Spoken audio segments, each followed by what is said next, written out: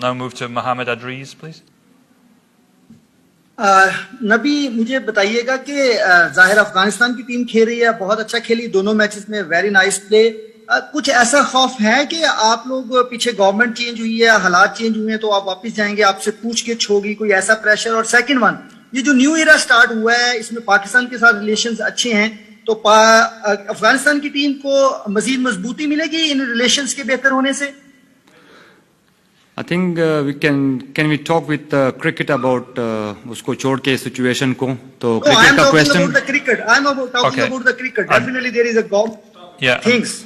I'm sorry, I'm going to have to cut you short there. We're only cricket के बाद अगर बातें कर सकते थे, इस विल बी बेटर। सिचुएशन को उधर ही छोड़ दो। हम इधर वर्ल्ड कप के लिए आए और वर्ल्ड कप के लिए प्रॉपर प्रिपरेशन करके आए हैं इधर, और अपने पूरा कॉन्फिडेंस से आए इधर, कोई बात नहीं है।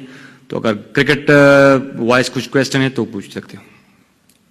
आप मुझे बता दो क्रिकेट वाइज क्वेश्चन, पाकिस्तान के साथ जो रिलेशंस बेहतर हुए हैं, इससे अफगानिस्तान की टीम को कितना फायदा होगा मुस्तकबिल में? It's not a cricket question.